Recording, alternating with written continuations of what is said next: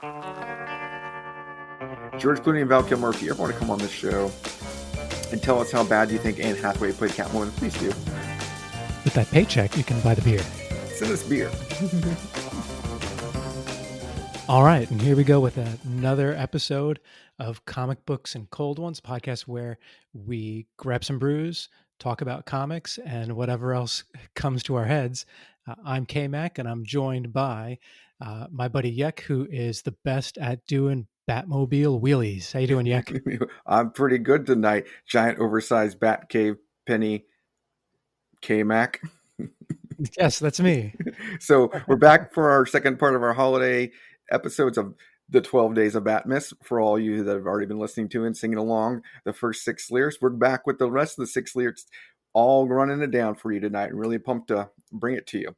But first, we'll get some particulars out of the way here. As KMac read you, this is the podcast where we like to talk about all things comic books and drink all things beer. And that's what we're doing. And this is the holiday edition, like we said. So if you would like to reach out to us and write us some emails, you can write us at cbco podcast@gmail.com, or hit us up on Twitter at cbco, or Comic Books and Cold Ones on Instagram, where you can be reached at all those different social medias, and you can download our podcast wherever podcasts are available.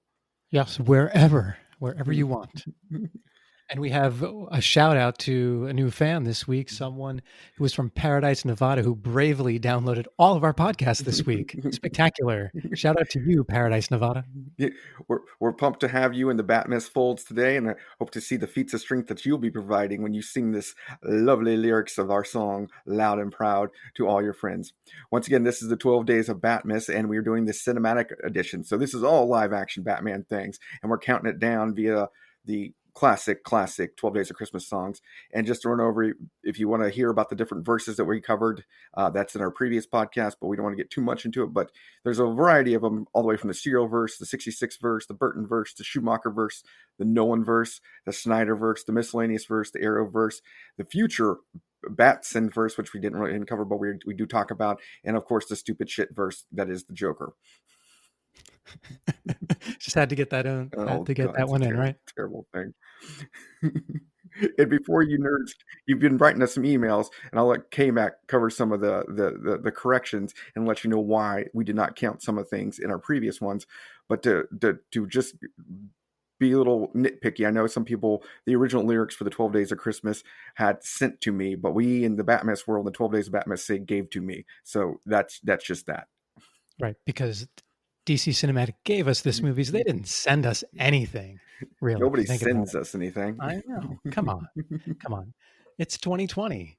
You're giving stuff. Anyway, so some corrections we have, so you all can stop sending us emails. Like, trust us, we'll figure this stuff out. We appreciate the emails. Keep sending them, but send them about other things now. Go nerd elsewhere, nerds.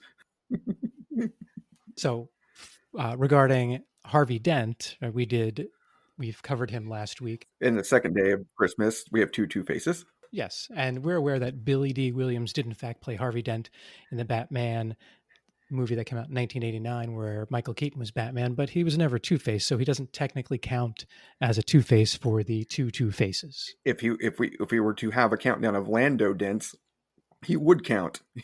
The smoothest man in the Millennium Falcon in Gotham. That's a fact. There's also a Harvey Dent in Gotham too. We don't count that. He never actually appears with Batman at all on screen, or fights him, or ever becomes Two-Face. So, Ixnay on the Gotham A. Two-Face Ray. Two-Face Ray. All right. Two-Face Ray. Sure, whatever. And apparently Shane West, who pretty famous, right? Shane West? Has played Tom Sawyer in the movie adaptation of The League of Extraordinary Gentlemen. That guy. Also appeared in other movies. It was on the Limp Dim Nikita TV show, I believe, also. And also petitioned heavily to be Gambit in the Gambit solo movie that's never been made, that was going to be made with Channing Tatum. Well, thank God that movie never got made. Which is disappointing to me, because Channing West on Gotham played a terrible version of Bane that none of us really watched. And we also don't count that because he never fought Batman, even though he does have a breathing mask. And our first day of Christmas is a Bane and a breathing mask. We do not recognize that. But if he ever does play Gambit in a terrible adaptation on screen, he would be, I think, pretty much comic book live action royalty of bad movies because he would be a bad adaptation of League of Extraordinary Gentlemen, a bad adaptation of Bane, and probably a bad adaptation of Gambit. That'd be 3 universes worth of bad comic books on celluloid. Nice. And we would definitely talk about that here. We would devote one whole episode to him if he chooses to go that route. And we would love to have Shane West to talk about it with us on here. Certainly. That would do wonders for his career. Best. And he can bring Mandy Moore along too. We're always disappointed that Mandy Moore has not been in any of these Batman things yet. Right. All right. So beers, you go first. Okay. Since we're continuing on with our Christmas beers, I decided, we're a little bit closer to Christmas to really break out the big guns. And I'm doing this year's from Hardywood Brewery in Richmond, Virginia, their 2020 Kentucky Christmas morning large format beer. It's a Imperial Milk Stout aged in Kentucky bourbon barrels with ginger, vanilla, honey, cinnamon, and coffee. This bad boy's coming in at 11.6% alcohol. Good God. It's one pint, 9.4 ounces, and 55 IBUs. I've had some Hardywood stuff before. They always do like large formats. It's really good stuff. They make a non-Kentucky version of this, but when they age in the barrels, they call it the Kentucky Christmas morning, and I've heard really good things about it, so I'm really pumped to pop this one open. It's got a cork and everything. You will see me lit like a Christmas tree. That's funny. So I had to go a little bit. Go ahead. Did you have something else? No, what are you drinking? All right. So I had to go a little bit off script for this, just because the beer that I thought would be perfect for this podcast was also a spiced ale, which is what I had last time, and it looked like it was almost brewed very similarly to the one I had last week. So I went off script. I had really no other Christmas beers that I could find. So I have a beer from another local brewery. The brewery is somewhere in between downtown Tampa and Ybor City. It's called Hidden Springs Ale Works, and my beer is called I Am the Walrus.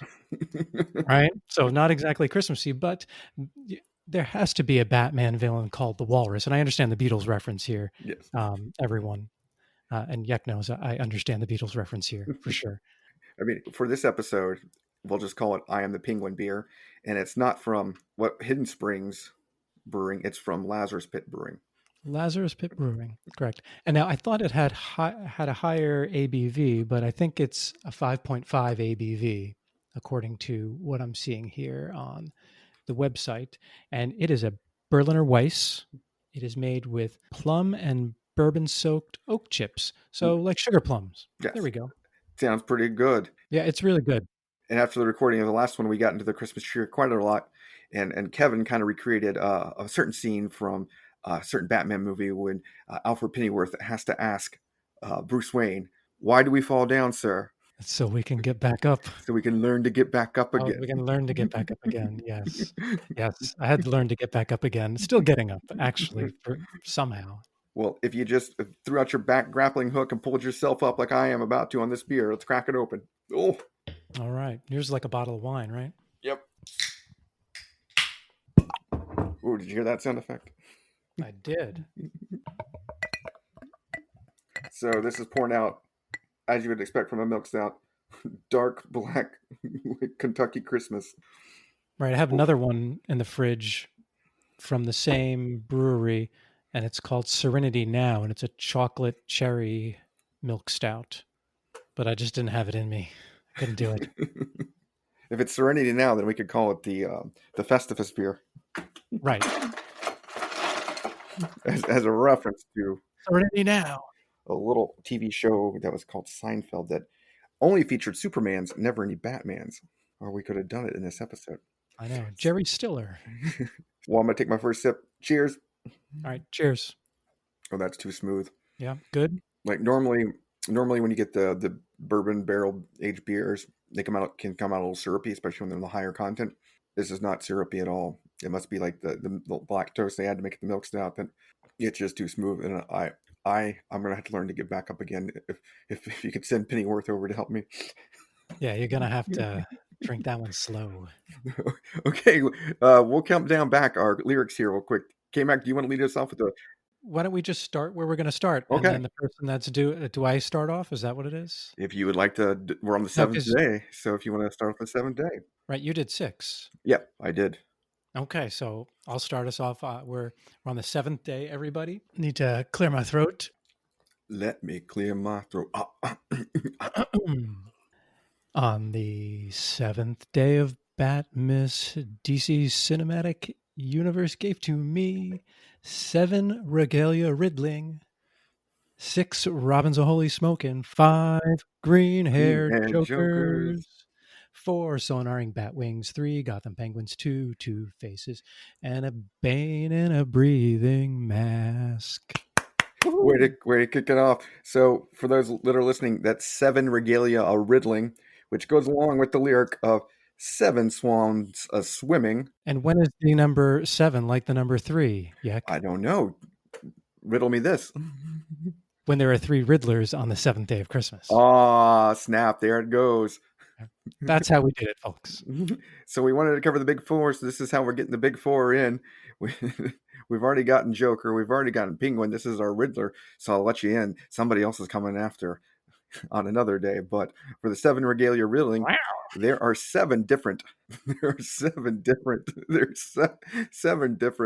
outfits worn in the Batman 66 show, the Batman Forever movie, and the Gotham show when the actor becomes Riddler. So we'll count down all our Riddlers here. There were 2 Riddlers in Batman 66. There was Frank Gorshin, of course, the man of many voices, who portrayed famously Batman's Riddler in a number of episodes. He got into some type of money squabbles with the TV show and wasn't able to be re-signed in time for an episode. So they brought in a little guy by the name of John Astin, Rudy's dad, who Really? Also known as Gomez Adams. Okay, yeah. So another famous actor to come in and play the Riddler. They both wore the classic Riddler jumpsuit, the green suit with purple tights and purple speedos and the big question mark on the thing, as well as Frank Gorshin wore the super sweet Riddler 3-piece suit with the bowler hat, the classic. Yes, that was a great suit, plaid with puffy pink tie. That was in episode 1, I believe, because he was the villain in episode 1 of the 66 Batman series, where he tricked Batman and then served him with a lawsuit. That was they're like, all right, we have this great idea for this Batman show. Episode 1, Riddler sues Batman. That's how they got Capone. That's how they'll get Batman. Brilliant. Villain evasion. And so those were the 2 suits worn in 66. And then Jim Carey wore 3 suits himself. So he wore the classic jumpsuit with all the little riddles or little question marks on it, a regular suit similar to Frank Gorshin's button-down 3-piece, and a shiny white jumpsuit with Riddlers when he becomes like the Riddler God or whatever at the end of the movie. Yeah. When he says, don't he say, I am God? Yes. No, it's if knowledge is power, then God am I. In classic Jim Carey. That's right. And finally, in the Gotham TV show, we have Cory Michael Smith wearing a green regular suit that is like the precursor to the Riddler suit. And then he finally gets a proper Riddler suit in the final episode with question marks on it. But it's a button-down 3-piece suit, but never the jumpsuit, but a long trench coat. Now in Gotham, in the last episode, do all the villains kind of come out and become villains, or does it happen gradually? So before the final episode, they've been morphing to the villains. And so Penguin starts kind of looking like Penguin, but he isn't fully into the last episode where he wears like a tuxedo when he comes out of prison with a pointy nose and a pot belly. And similarly, Edward Nygma had been wearing a all green suit, but then he gets a nice trench coat with question marks on it and a bowler hat and everything. Okay, and he was like Gotham PD CSI or something before that, right? Yeah, okay. And he ends up murdering, I believe, his girlfriend's love interest, the one he wants to make his love interest, and then he ends up murdering her, I think, also, remember? A lot of murder goes on in that TV show. Yeah, he's more of a sinister, well, I guess everyone's more of a sinister character in that show. So those are our 7 Riddler outfits, and as well as our actors for all our Riddlers. So we've been debating on who we think's the best, and I think this one's kind of hands down. There's only been one real Riddler, and I think it's Frank Gorshin. I don't know about you, KMac. I agree. Frank Gorshin was the Riddler. He actually used riddles, Yes. which was helpful. Jim Carrey was more like the Joker than the Riddler, to be And, honest. That kind of like crazy character. in Gotham, even in Cory Michael Smith does use riddles, and even at the end, his whole gimmick is he's going to blow up something, and he's like, "I'm going to come out, tell my riddle, and then blow up everything." But it's not it's not central to the character where he has to give the riddles out the whole time, and he'll go mad if he doesn't get the riddle, even though solving the riddle will break up his case. And he knows Batman will beat him. His compulsive mind, it must give the riddles. Oh, interesting. So about the 66 TV show, and the reason that Gorshin is the best Riddler is because essentially every character or every villain on that TV show is the Riddler because they all give riddles and clues as to their locations or their caper. So it seems like every single villain in that show is based on the Riddler. Yeah, That's why he's number one.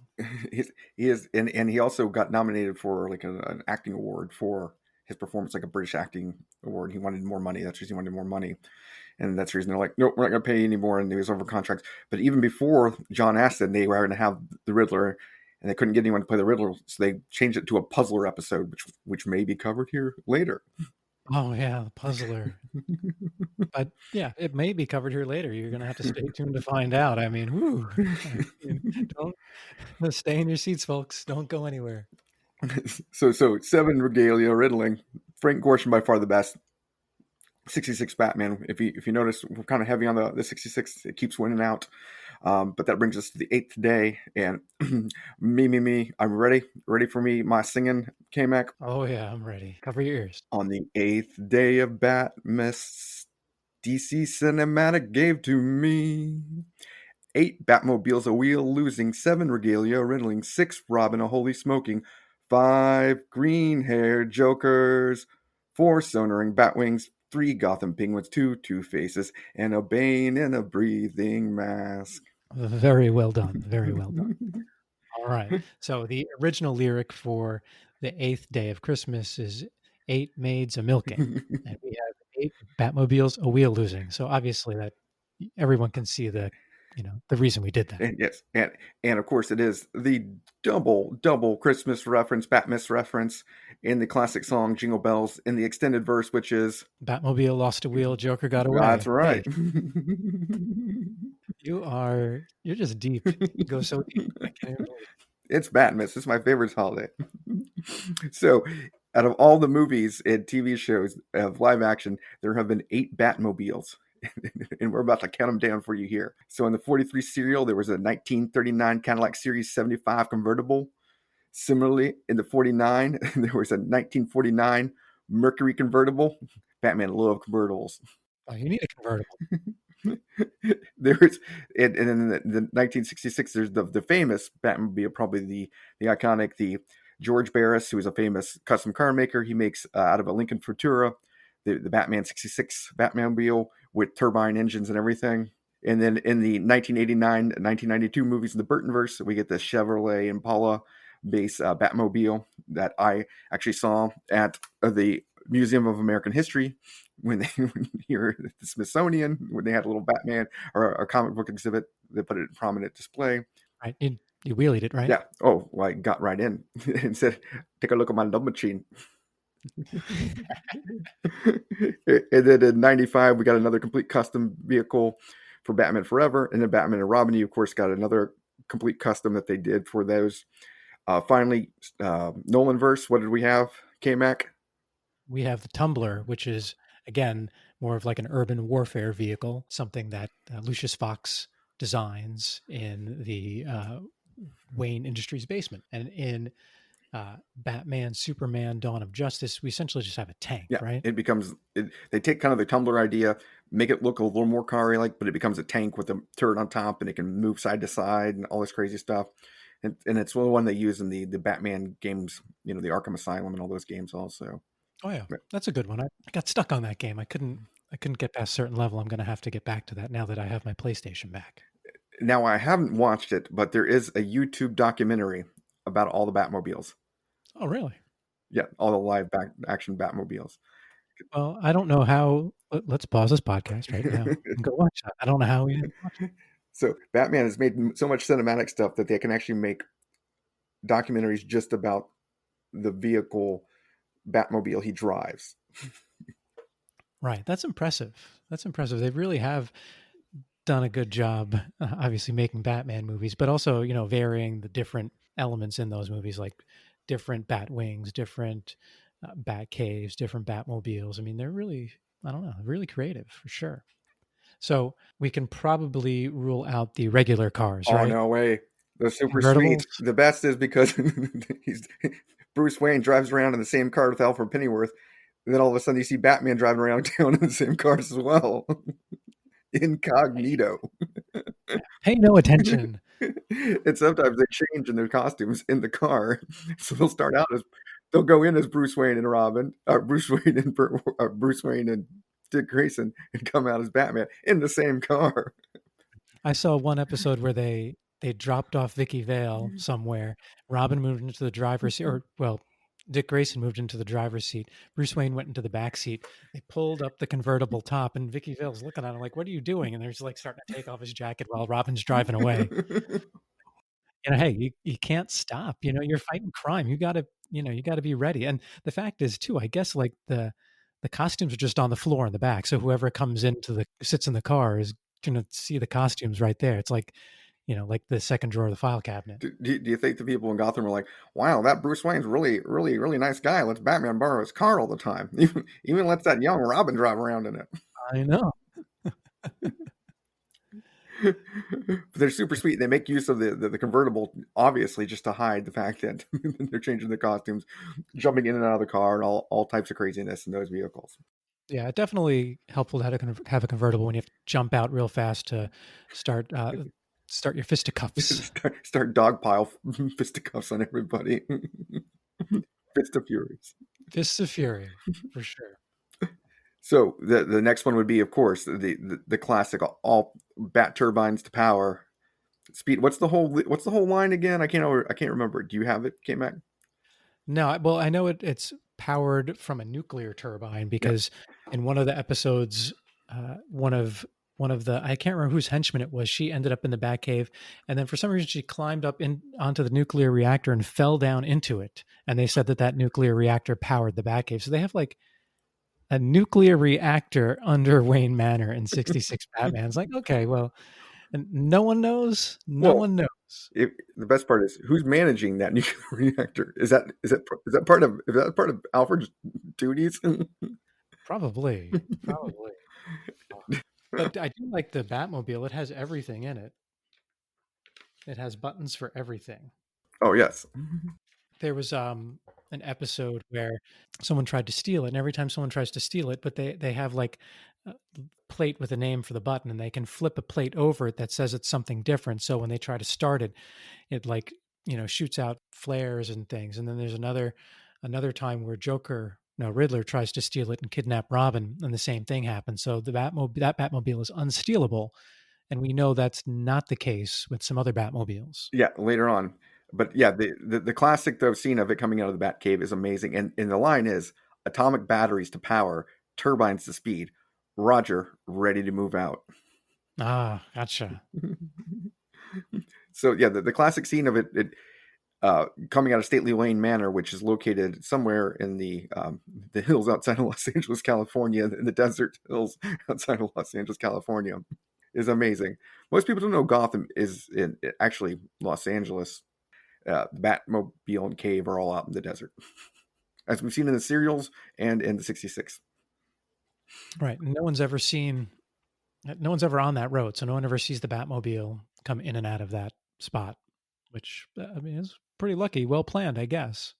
Now, when the Burtonverse Batmobile came out, did it blow you away as a kid? Because it was like a whole new, what the heck? Because it still had the turbine engine and everything, which was amazing, but it was this whole sleeked out, crazy looking thing that you've never seen before. Yeah, this long, narrow vehicle. Yeah, it blew me away for sure. I loved it. It was interesting. Is it had odes to like old 1920 styles cars, so it kind of echoed those old serial verse, long hoods and the short back ends and the big fin coming off in the back. So it was kind of cool that way. Yeah, it was really cool. and it had this certain same thing where it came out blaring with the big rocket engine knocking leaves up and everything coming out of Right. And had missiles and guns, which the 66 Batmobile didn't have. But yeah, it did also have like autopilot too. Yes. Yeah, and the one thing about it though is it like a car like that really can't handle on the road. That car can't turn. There's no way. I saw Michael Keaton turn it very damn well.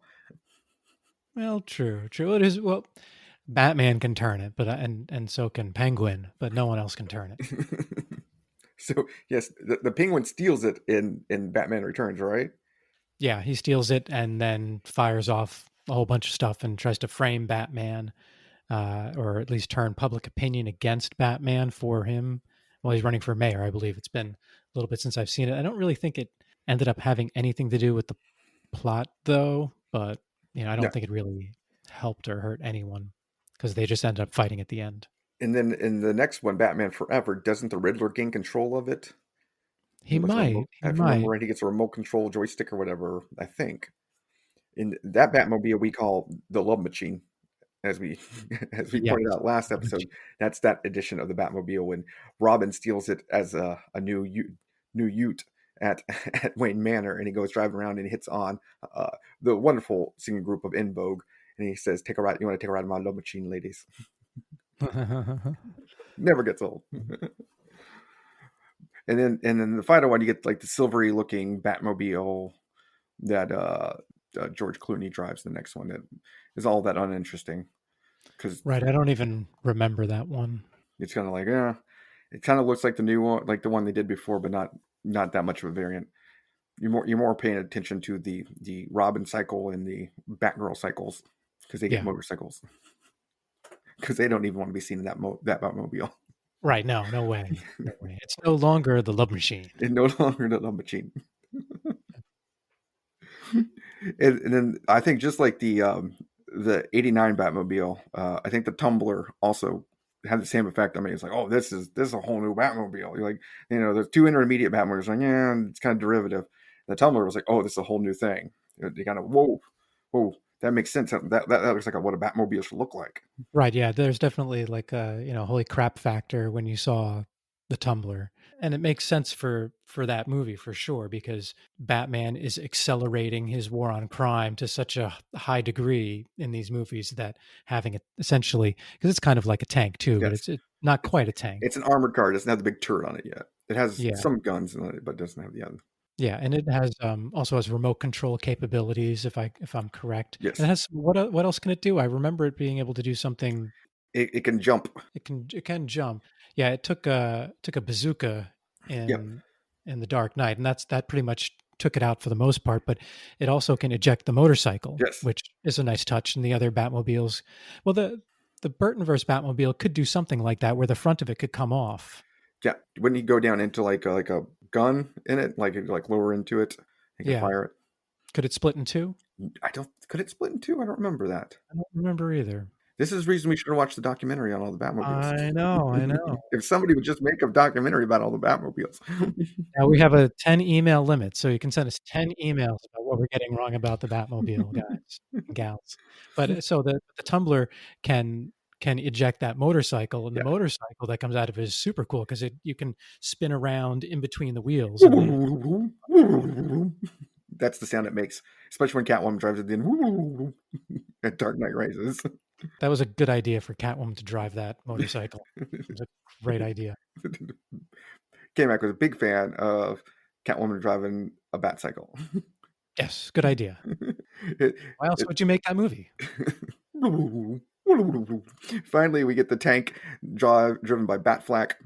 Basically, just derivative of the Tumbler, with more refined, making it looking more futuristic and actually more tank-like and all those things. So it doesn't blow me away, really that much like the Tumbler did. Yeah, same here. It wasn't like, oh no. So basically, we're going back to this derivative thing. So basically, what I'm saying is Snyder is to Nolan like Schumacher was to Burton. Yes, yes, that is a perfect comparison. They both begin with S in their name. They both are trashing perfectly good series, ruining fans for life. Now, I think this is one of the toughest So votes. we're down to, I think, you know, all the serial ones are still in there. I think. No, I think so too. Well, I mean, I would probably at least, in a way, you have to be more creative if you have a regular car than if you have like a weird tank yes. derivative. You know what I mean? It just wasn't in the budget for the serial verse. I don't think to have a whole new custom car, like, and No. I, the '66. I think the car is as much a star of the show as Adam West and Burt Ward. Yeah. Oh, yeah, for sure. I think you're right, and I think also too that now the back to the tank in Dawn of Justice, it's really not even in the movie No, that much. it's out. Yeah, in the other ones, the Batmobile or Tumbler, they play a pivotal role in almost everything Batman Yes, does. in the '66, in the '89 and the Tumbler, I think are all key. So I don't think I can choose just one. Yeah, I don't think I can either. And we talked about this last episode, like the '66 show. I have just such good memories of watching that in syndication when I was a kid, and the '89 Batman. Rocked the world of young comic book readers at the time. Yeah, it was like just Like a turbine in the back of your ass. right. Maybe not quite like that. Tumblr kind of did that again. You were like, well, you always wonder how they're gonna redesign the Batmobile for new movies, and they really didn't do much redesign for the Batmobile in the Schumacher movies. But then Nolan did. It was nice to see. As much as I like the '89 Batmobile, it was nice to see them kind of Yeah. start over and do something completely different It did again. still have the turbine in the back, though. They all three of the Yeah, iconic that's ones had the pretty turbine. standard. Yeah, because when Alfred's designing a Batmobile, he makes sure there's a turbine. It's Oh yeah, part right. of his nuclear engineering job. Right, you have that nuclear reactor down there. You use it for something. And the 30 the serials they also had nuclear turbine in the back of that car, right? Not quite yet. I assume it was. Oh, that's pre Yes. Manhattan Project. I'm Well, sorry. the 43 was definitely pre Manhattan Project. Although they do have radium guns in that one, so they are aware of radiation. So okay, we're through 8 days now, so we're moving on to 9, which I think is going to be one of the most popular one we talk about. Yes. All right. Sing along, KMac. All right. Here we go. On the ninth day of Batmas, DC Cinematic gave to me 9 Catwoman betoozing, 8 Batmobiles a wheel losing, 7 Regalia riddling, 6 Robins a holy smoking, 5 green hair jokers, 4 sonaring batwings, 3 Gotham penguins, 2 two And a faces, banging and a and a and a breathing mass. breathing Oh, mask. well done, KMac. Thank you. So, for the people out there that may not have heard the lyric as loud with K-Mac's operatic voice, that is 9 Catwomen Batusiing, which That Tuesday. which All right. which which which pairs well with the actual lyric for the 12th day of Christmas, which is 9 ladies dancing. So we got our leading lady of the Bat universe, and she's doing the Batusi from the '66 episode Cat's Meow, where we get to see Batman take to the dance floor and do the amazing Batusi dance that was all the rage that year. Right. And if anyone doesn't know what that is, you can Google it and find it pretty quickly. It has its own Wikipedia page. I saw that, yeah. And it's kind of reminiscent of like John Travolta, it seems like in Pulp Fiction does a bit of that dance when he puts his fingers I over his believe eyes. he borrowed, Quentin Tarantino had him borrow that. Yeah, oh, I think so too. I think it was an homage to the Batusi. Batusi, the What is it? How do you say Batusi. that again? Batusi, the Batusi. Batusing. 9 Catwoman Batusing. There, that's better. So we've had a lot of Catwomen, right? Amazingly, a lot of Catwoman. Of all the people that have played villains, Catwoman comes in as number one number of people that have portrayed the villain of different people. Wow, that's impressive. Yeah, and she tends to appear in almost all of the like all the versions. So there's, obviously different sets of movies. You just don't have certain villains. But so I'll start in the '66. We have Lee Merriweather, who played Catwoman in the movie. We have Julie Newmar, who played Catwoman in the first 2 seasons of the Batman. To Wong Fu. Thanks for all the help, Julie Newmar. Whatever the name of that movie is. Oh. Yeah, you're Patrick Swayze. I'll be Wesley Snipes. And then we have Eartha Kitt, who finished the series out as Catwoman. Catwoman. So we had 3 from the 1966 show, essentially. And then we move on to the Burtonverse. We had Michelle Pfeiffer, right? Played a very, that very white good gold. Ice Cold. Michelle Pfeiffer is referenced in a whole lot of hip hop and pop music. Because she's white gold, Catwoman. Glad you brought that up. And I never watched Birds of Prey, but we have Casey Elizabeth Eastlick. Is that correct? She is a stunt woman who appears on screen as Catwoman in like a brief scene, like a flashback scene. She has no lines. She barely's there, but she counts because we need 9 of them, and there's 9 cats with 9 lives. Bat-2-seeing. So it's meant to be. Congratulations, Miss Eastlick. And for those of you that have not seen Birds of Prey, not many people did because it only lasted 1 season on the CW. But it was interesting because it had Adina Meyer as a wheelchair-bound Barbara Gordon playing Oracle, a Selena Kyle daughter that becomes the Huntress, which isn't true in the DC universe also. And I can't remember that actress's name, but she had short hair. She appeared in a couple movies, not a whole lot. And it also has one Mia Sara eventually playing Harley Quinn. That's right. From Ferris Bueller's Day Off. After going on the wacky maniacal ride that is Ferris Bueller, she has to move on to even crazier hijinks. or is it less crazy hijinks? Is Joker less crazier than Ferris Bueller? Yeah, Ferris Bueller wins that for sure. So speaking of Ferris Bueller, this is a funny coincidence. So look at my shirt. Oh, he's wearing the Sausage King of Chicago shirt. Abe Froman. Yep. Okay. Abe Froman, Sausage King of Chicago. What do you know? Weird, right? Not to dwell on Mia Sara anymore, but we'll go on. And so we have Elizabeth Eastlick. That's followed by the standalone Catwoman movie with Halle Berry appearing as Catwoman. Then we have in The Dark Knight Rises, Anne Hathaway taking her turn as Catwoman in the Nolanverse. And then finally we get 2 more actual players of Catwoman. We have a young Selena Kyle in Carmen Bicondova in Gotham. And then in the last episode, you have the grown-up version of that young Catwoman played by Lily Simmons, who's actually become fully Catwoman, but they do kind of refer to her Catwoman before. What's amazing is the young Carmen Bicondova and Lily Simmons looks like literally a grown-up version of the younger actress, like just like a really? carbon copy. But what's amazing is those 2 actresses basically continue on the Michelle Pfeiffer look of Catwoman with curly blonde hair, gold blonde hair, and that kind of whole look, a little more cat-like. So, and then eventually, those are the 9, but eventually we will also get Zoe Kravitz playing it in the new Batson-verse Batman whenever that comes out. All right. So Did you know there's a little screen fact for you here? Zoe Kravitz will be playing Selena Kyle. Did you know she has a stepfather that's also a superhero? Zoe Kravitz being the daughter of Lisa Bonet and Lenny Kravitz, the musician, but Lisa Bonet is divorced from Lenny Kravitz and remarried a certain superhero named Aquaman. Right. Yes, Jason Momoa, but Aquaman, really, Arthur Curry. So I don't know how that's going to go over at family dinners when Catwoman comes over and Aquaman's there, and that's right. And cats don't like the water. No. So how are they going to have these underwater Thanksgiving dinners? Cats do like fish, so maybe that's how it is. The Aquaman just brings a lot of fish. Yeah, but no, Aquaman's friends with the fish.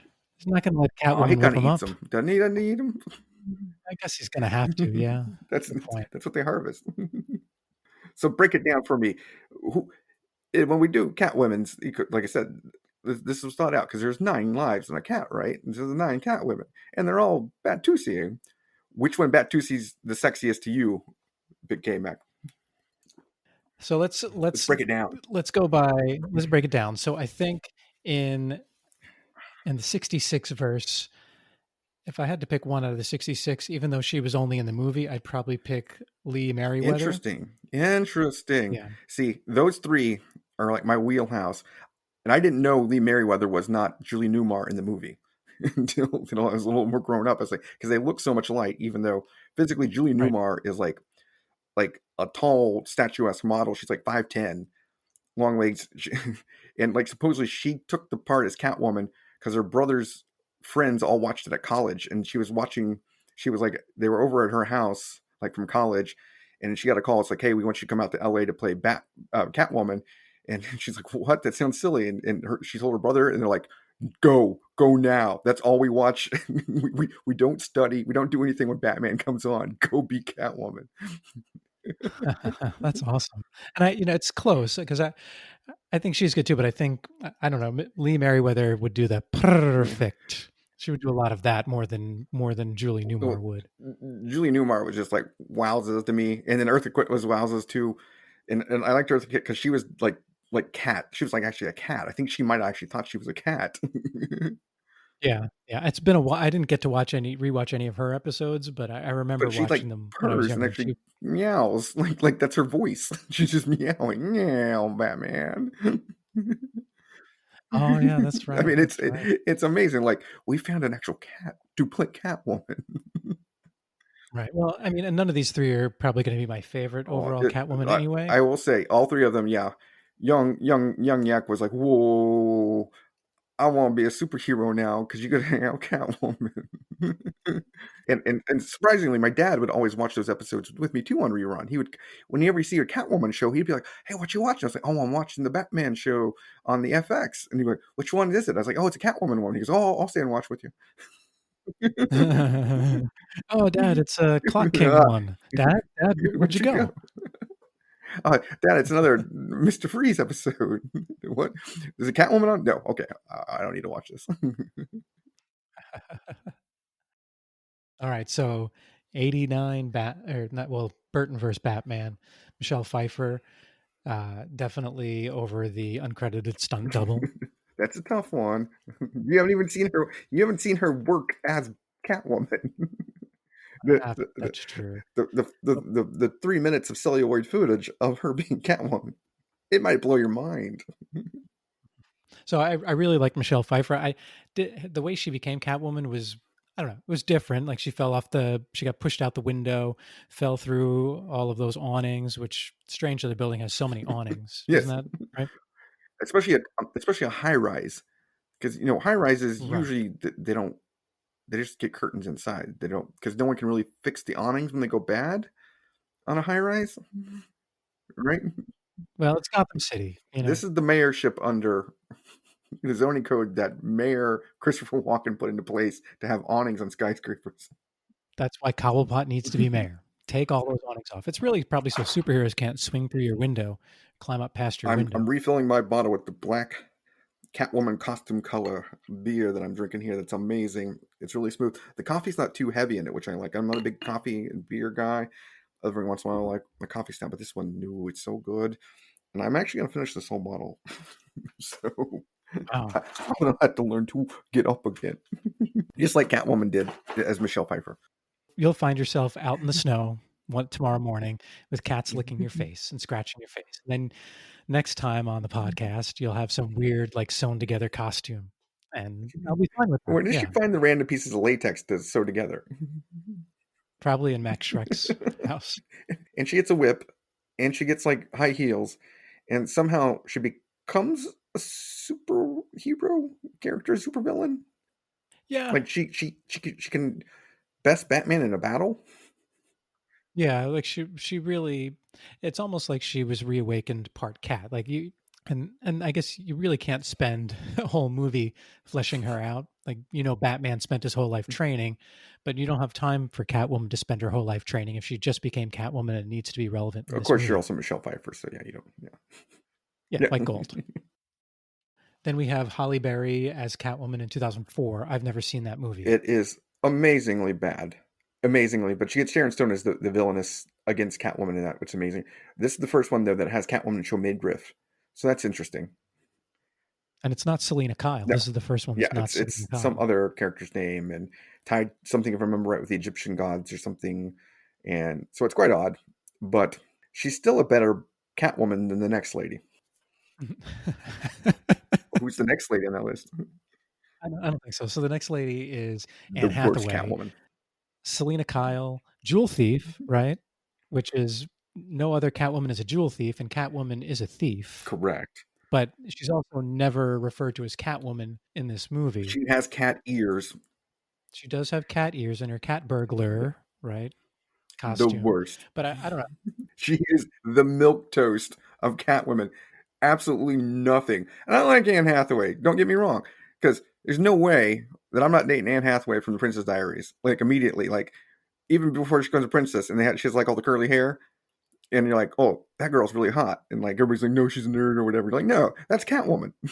But she's in high school then. The actress wasn't, yeah, but I'm like, if I was high school, yeah, in high school, Princess Diary Catwoman was available.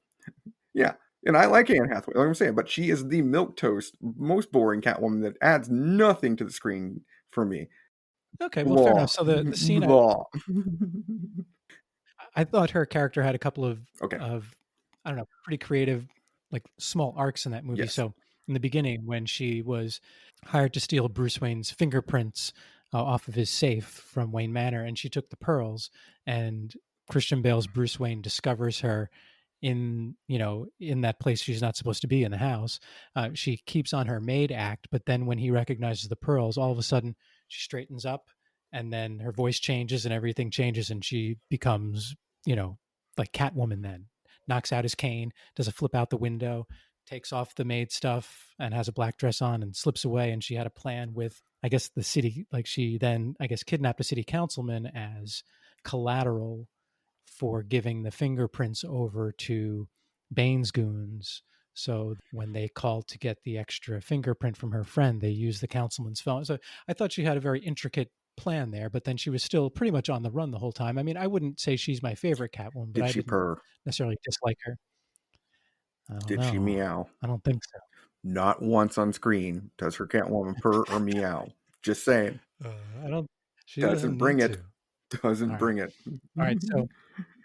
So now the on Gotham, like I Yeah. said in the last episode, I only watched the first couple of episodes of Gotham, but I thought they did a great job casting the young actress who played the young Catwoman, and she had the Yeah. goggles on. I thought that was a really Yeah. cool touch. The And she's goggles hard were knock, and the whole series is training her to be a burglar, a cat thief, and that's a cat burglar, and they do a really well. That's her part in the underworld. Like she sets out to do that, and then in the last episode, she becomes Catwoman with the full costume, stealing a giant diamond, all a Muppet movie, and getting away with it.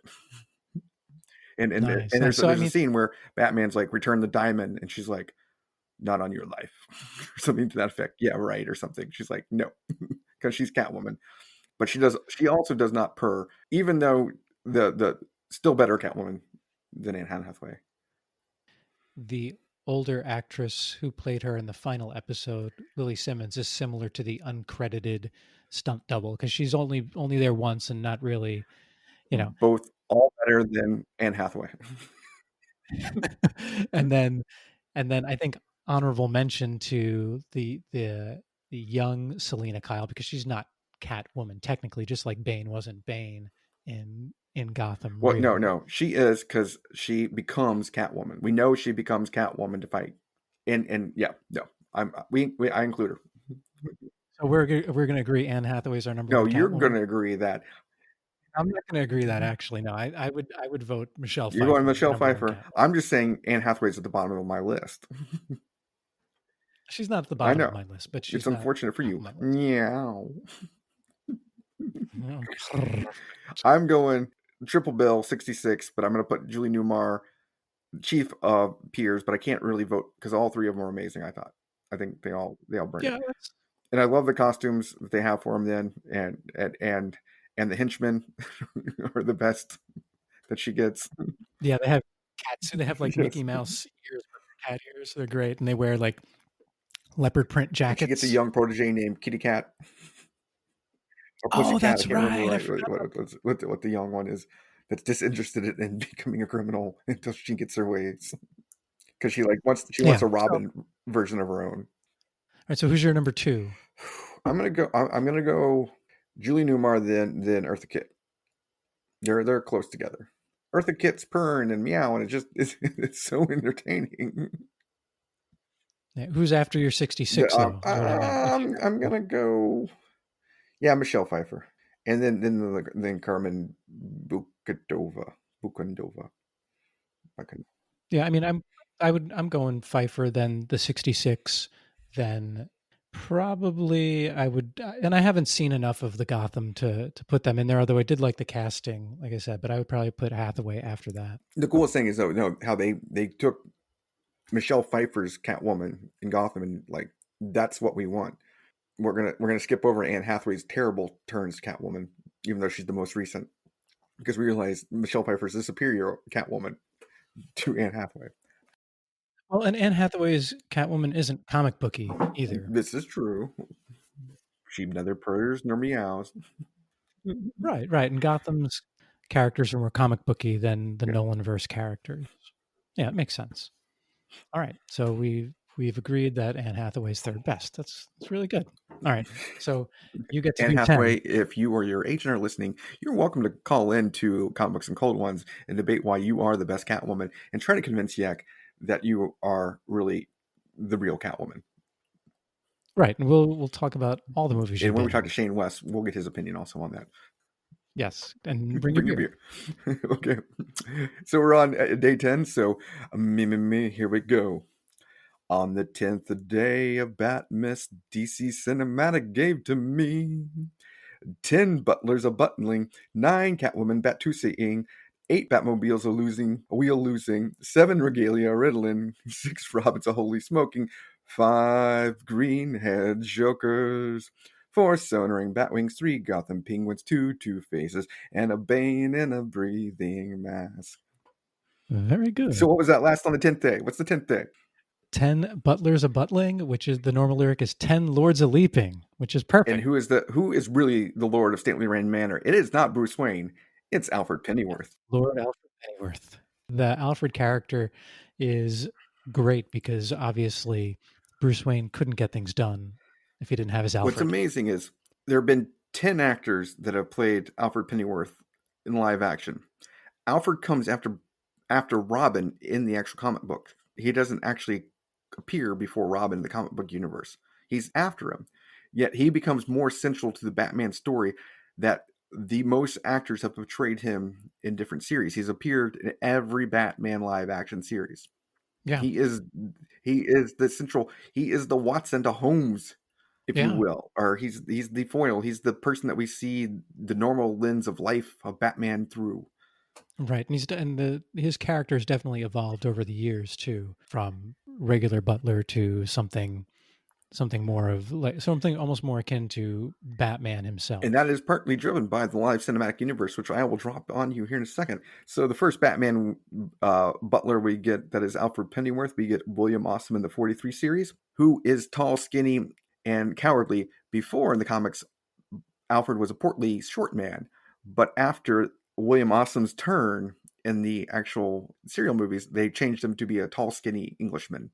Nice. Based on the warm reception of William Austin playing Alfred Pennyworth, even though he is a scaredy cat. And then in one episode, he's listening to some radio show, and Dick Grayson and Bruce Wayne sneak up after him, coming from the Batcave, and scare the bejesus out of him.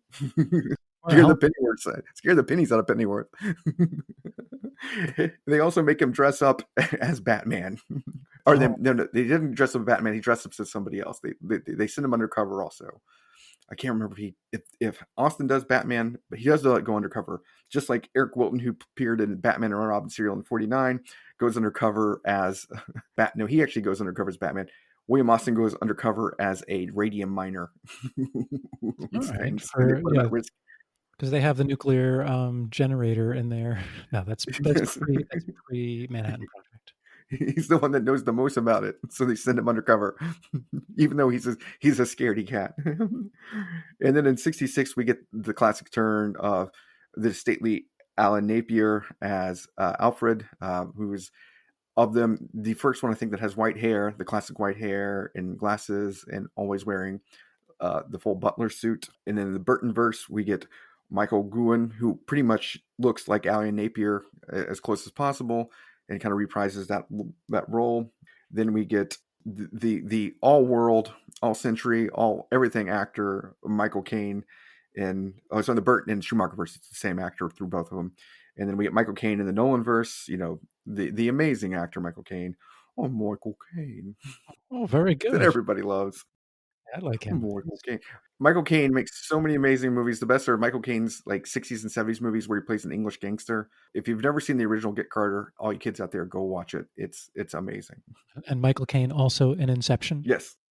as is everyone in the Nolanverse. The overture of Batman movie and Inception, the cross thing, anyone that appeared in Inception has to appear in Dark Knight Rises by Nolan Law. So, yep. And then the best part about the Snyderverse, I think, because all of it I don't really care much for, especially Batfleck, but I do like Jeremy Irons becoming Alfred Pennyworth. Yeah, I like I that think he does too. a good job. And that's kind of the beginning of the turn into the tough Alfred. And you get Jeremy Irons, because he's a tough SOB, Jeremy Irons. Jeremy Irons. Jeremy's iron. The classic Simpsons quote when Lisa has to come up with an anagram for Jeremy Irons' name, and she says, "Jeremy's iron." And then in the TV show Birds of Prey, we get Ian Abercrombie, who's a classic English character actor. You would know him from lots of things. He does a fine job in Birds of Prey in the one season, not blow you away. And then we get the initial super heavyweight boxer. We get Sean Pertwee in Gotham, where he is pretty much a punch you in the face butler Right. from the get-go. Yeah, and he's pretty much training Bruce Wayne in this world, right? Yeah, he's ex-special forces guy, British special forces that teaches Bruce Wayne how to punch. Doesn't ninny around with the young Bruce Wayne on what he needs to do. Teaches him how to punch the bully in the face in like the first few episodes or whatever. Right, just badass. Yeah, which so much so I think, while Gotham had its fans, I think people liked Sean Pertwee so much that they had to do the Pennyworth show on Epix, and that's starring Jack Banyan. I have yet to watch any of these episodes because I don't have Epix. Yeah, same here. I don't have Epics, but I'd like to catch it because it'd probably be interesting. And Alfred's an interesting character. And I think way more interesting than the Gotham, where they kind of bootleg everything back retro, where it's not so much, Batman's story or Bruce Wayne's story, although they try to do. It's really pretty much is Jim Gordon's story of Gotham. Oh yeah, good point. But Alfred Pennyworth's a more important character in that, and so yeah, much more interesting. I do like that guy as Alfred. He's not my favorite Alfred, but he's a good Alfred. And in the future, Batson verse, we also get another famous English actor, Andy Serkis, character actor that you will see in things, if you watch any British TV shows, British movies. Wasn't he in the Marvel universe, Andy Serkis? Yes, yeah, he plays Claw. Yeah. All right, so you'll know him from Black Panther. Black Panther, rah! And Age of Ultron. And there's also apparently Alfred in the Joker movie. We don't recognize that. Right. Oh, yeah, sorry, that is the last one. Yeah, we do recognize this one. Yeah. This is the 10th one. Just to get 10. Douglas Hodge, because he does play Alfred Pennyworth, and he is referred to as Alfred Pennyworth in the credits officially. All right, and he's I don't know who that is, so we'll skip that guy. But I'm sure he acts very well. Nothing against him, and he can come on the show. Nothing against Douglas Hodge. I mean, he's probably a better Pennyworth than Anne Hathaway as a Catwoman. Well, he might be. He can come on the show too and argue with Anne Hathaway about that. I didn't see the 43. Oh, he's great. He's tall, lanky, balding on top, and mustachioed. Nice. And he has a scaredy cat. I like that, and I do like the fact that he had inspired the comic book to change. That's a huge deal because that takes a lot. That doesn't, the comic book writers don't often like take their cues from the television and movie versions of the characters. What I did like about Eric Wilton's Alfred in 1949 is he had to run a lot of interference with Vicky Vale. Oh yeah, that was his primary job. When Vicky Vale would call on the telephone and Bruce Wayne wasn't there, he would play a record right next to the phone of Bruce Wayne saying, I'm leaving town, or I'm tired and going to take a nap. Bruce Wayne was always taking naps. They play up in the 43 and the 49 that Bruce Wayne is a man of leisure who doesn't do anything but take naps and bet on sports or something and go to does nothing. Right. Can't be cared. So in 43 and 49, a playboy just took naps. didn't gallivant around gambling and trying to sleep with women. He just took naps. That's what Playboy did in 43, 49. And wore a suit wherever he went. Yes. And I mean, Alan Napier, I think, is the I classic. will say that Eric Wilton did actually wear the Batman costume, which was amazing also. Oh, he did? Oh, cool. Yeah. He wears the Batman costume as a way to throw off. Oh, no, sorry. It's William Austin that did. Or no. Eric Wilton does it to throw the Wizard off. He does, yeah. Okay. The Wizard was a pretty cool villain. I liked him. Yeah. And he throws off the Wizard because they're like, it's gotta be Bruce Wayne, and we've got him. And Batman can't show up, and lo and behold, Batman shows up. Got him. That's really what one of Alfred's main jobs is, to throw people off the scent of Bruce Wayne's or Batman's true identity. But yeah, Alan Napier is the classic Alfred.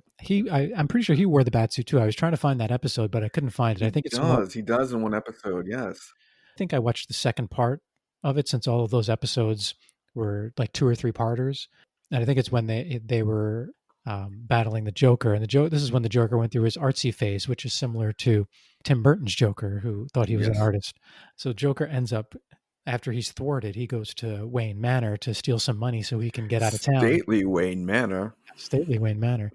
And Alfred shows him where the safe is. And then Alfred has a sword fight with the Joker and then gets Joker on the run. Joker accidentally finds the bat poles and slides down the bat poles, not knowing that they're the bat poles, because I guess they took the labels off for cleaning. I'm not sure.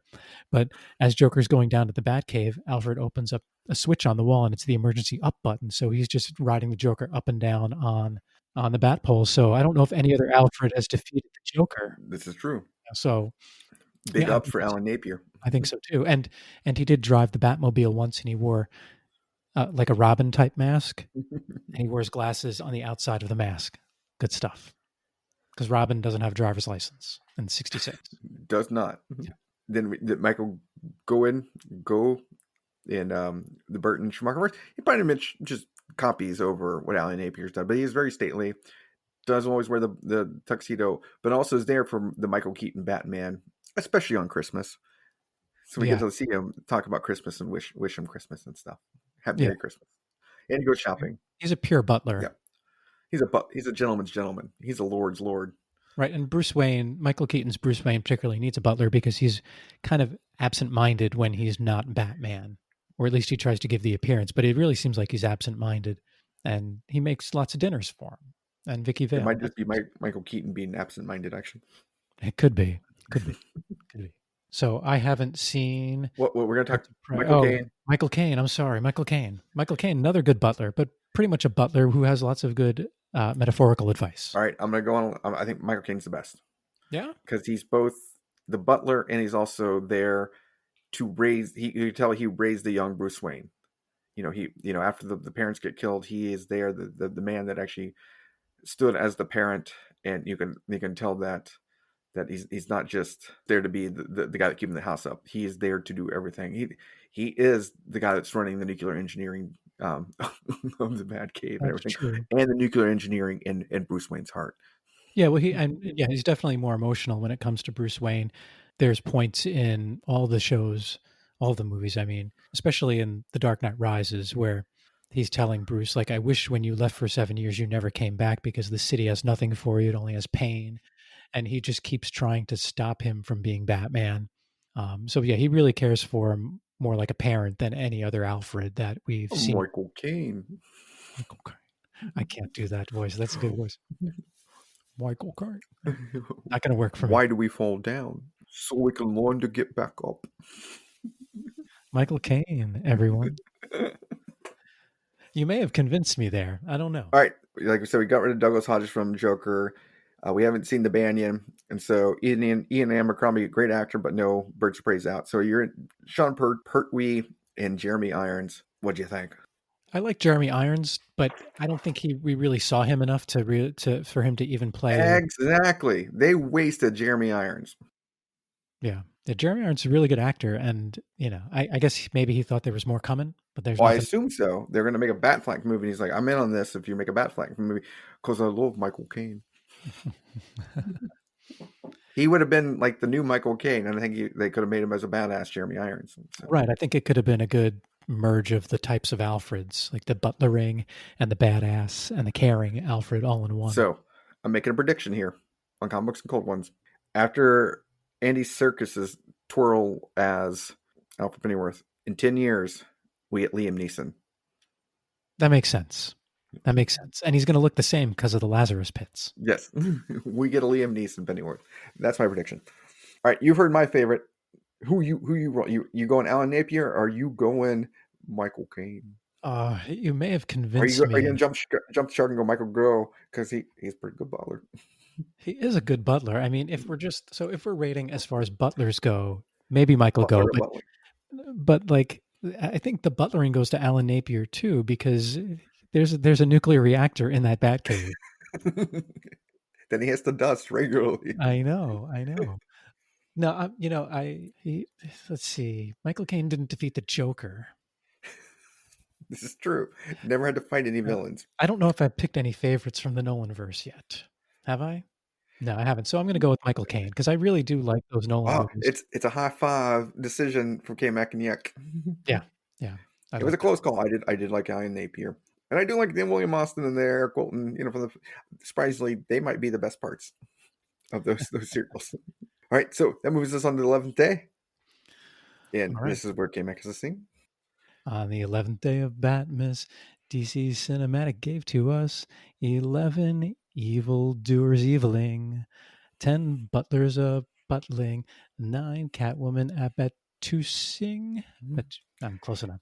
8 Batmobiles a wheel losing, 7 Regalia riddling, 6 Robins a holy smoke, and 5 green haired jokers. 4 sonaring batwings, 3 Gotham penguins, 2 Two-Faces, and a Bane in a breathing mask. Hooray. Well done, KMac. Thank you. Thank you. Oh, Michael Caine, I agree. Michael Caine as Bane. When we get to 11, this is the hardest one of us all to choose because there's no real good 11. I ran through origin stories. They're not 11 origin stories. There are more than 11 bat suits. There are not 11 theme songs that really work and fit, or 11 hit songs from the Bat universe. So we're doing 11 evildoers eviling. These are villains from either DC Cinematic that have actually fought Batman on the screens who are actually in the DC continuity. So most of these guys are from the 66 verse villains that we saw in the 66 verse. Some are from the movies, but not as much. There's a lot of guys in Gotham that appear, but they never actually fight Batman, that are actually in the DC continuity, but they never fight Batman. But these ones all fight Batman. And so I'm going to do the rundown here for you. We have Mr. Freeze, who is played by 4 different actors. Right. George Sanders, Otto Preminger, Eli Wallach, and Arnold Schwarzenegger. Mad Hatter, who's played by David Wayne in the 66 verse. There's Mad Hatter in the Gotham, but we don't recognize that because he didn't fight Batman. We have the awesome King Tut, played by Victor Buono, who gets retroconned into the DC universe eventually. We have Bookworm, who's played by the amazing actor Roddy McDowall. I do believe he did win some Oscars. We have Clock King, played by Walter Cizak. We have Egghead, who is also retroconned in, played by also an amazing actor that everybody recognizes, Vincent Price. We have Falseface, played by Malky Throne. And as mentioned, we have an appearance by the Puzzler, who's actually really a Superman villain, but he becomes the Puzzler because they couldn't get Frank Gorshin back to play the Joker, played by Maurice Evans. And then we have Poison Ivy in Batman and Robin, played by Uma Thurman. Scarecrow, played by the second man I want to be my doppelganger with, Cillian Murphy. And then finally, Ra's al Ghul, Liam Neeson, who is the future Alfred Pennyworth. Yes, future Alfred Pennyworth. Yeah, so we have a lot of villains. So, yeah, where do you want to start? Do you want to start at the top with Mr. Freeze? Amazingly, I think Mr. Freeze. All right, so we have the top 4. We've already done the top 4 villains. Those are Penguin, Riddler, Joker, and Catwoman. Is Mr. Freeze number 5? He might be just because of all his appearances. And he is a pretty, old school, steady Batman villain, but I think it's probably Two-Face. You think Two-Face? Yeah, I think Two-Face. Interesting. Even though we've only had a couple appearances by him compared to Mr. Freeze. Well, you're talking about cinematic or comic? Just any all. Does Two-Face take the 5th position, or does Mr. Freeze? I think most people would say Two-Face, but Probably. based on cinematic, I'm starting to think Mr. Freeze might. Yeah, I mean, I think it's probably Two-Face, then Bane, then Freeze, because Bane has kind of moved up into more of a, I guess, prominent role in Batman villainy recently. So what's amazing about Mr. Freeze is he played by 3 amazing people. George Sanders is a great character actor. Eli Wallach, also a great character. Otto Preminger, not so much an actor, but an amazing director. He directed Anatomy of a Murder and a few other great movies, like Academy Award nominated movies. That's how amazing. And they got him. Hey, you want to pretend like you're cold the whole time and with a freeze gun? I'll do that. Right, and you had mentioned, I think, in the last episode that they tried to get really big stars to play the villains of the week on this show, and they did a really good job, because a lot of these people, that we'll talk about a little more, they were famous in their own right without anything to do with these Batman villains they played. Yeah. I mean, I think it's so interesting. Yeah, those 3 guys, and they couldn't get them all to come back, even though I think only one of them made a 2-peat appearance, because I think there's four story arcs with Mr. Freeze. Yeah, it might have been Otto Preminger. Yeah, he's like, I'm not directing a really good movie right now. Or it might have been the first. It might have been George Sanders. It might have been the first one. And then Arnold Schwarzenegger, of course, the Governor, plays them in maybe one of the most memorable turns as a villain in all of comic bookdom. Infamous. Amazing. Then you have...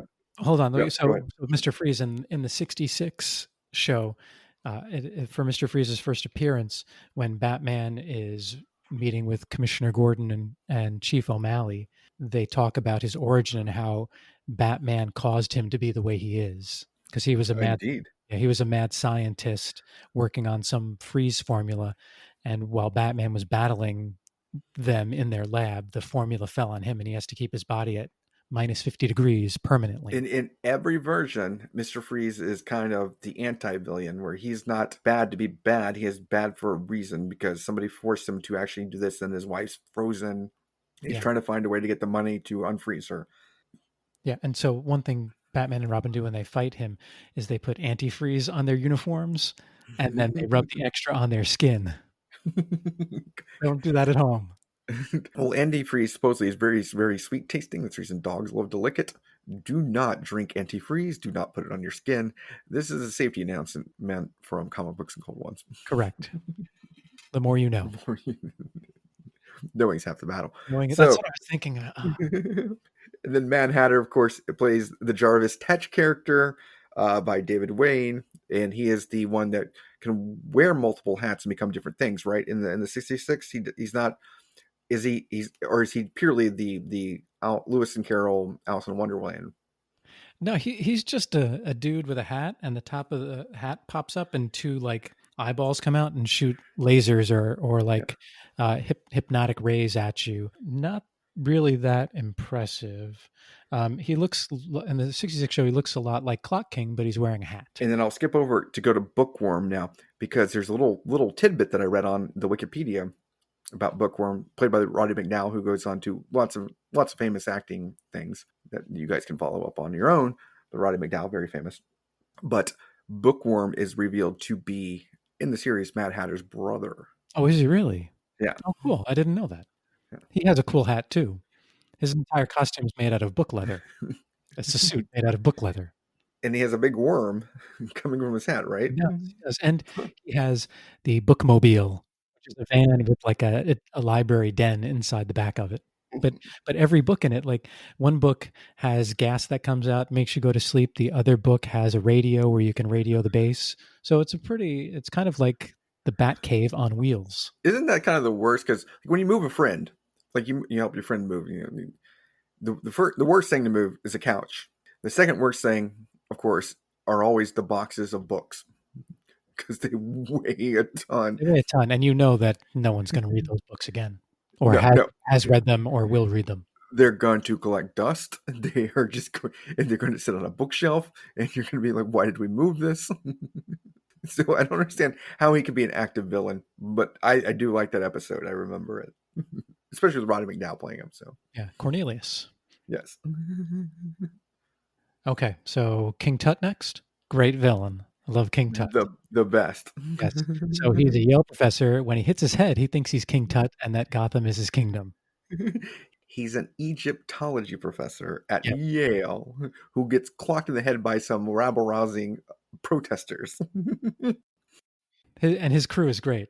They all wear like ancient Egyptian garb, and the woman that was with him, at least in his first run on the show, was Cleopatra. And Yes.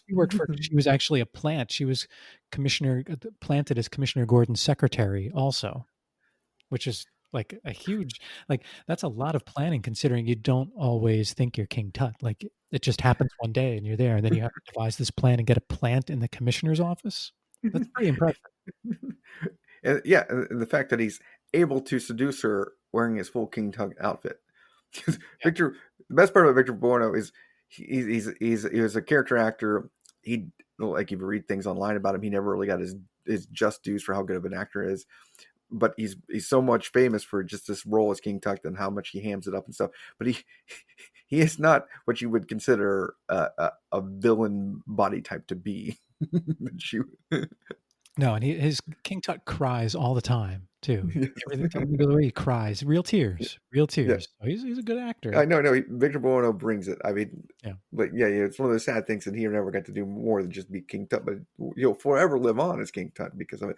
So much so that they retroconned him into the DC universe because of his Victor Buono's work, I think. Nice. I read he was also a really good chef. Oh, judging by his waistline, I would agree. Makes sense. Yeah. All right, who's next? Clock King. Clock King is played by Walter Slezak. He likes clocks with cameras in them, and he has spectacular eyebrows. They're dark and they point almost straight up. Yeah. And he one time got one of his clocks into Wayne Manor, pointed the bat poles, like where the bat poles would open up, but he retrieved his clock before he was able to, and it wasn't there to try to find out who Batman was, but if he had left it there long enough, he would have found Little out. fact. So the previous guy we just covered, King Tut, he is one of two villains in 66 that figures out Bruce Wayne's Batman, but he forgets it because he gets clonked in the head twice to forget it. Clock King is not successful at doing it, but the next guy is. Oh, really? Yes. So I guess we're going to say that Egghead found out. Yes. Twice, I believe. Wow. If I remember right. Yeah. And I can't remember why he forgets. Played by the amazing Vincent Price, all world horror actor, everybody thing.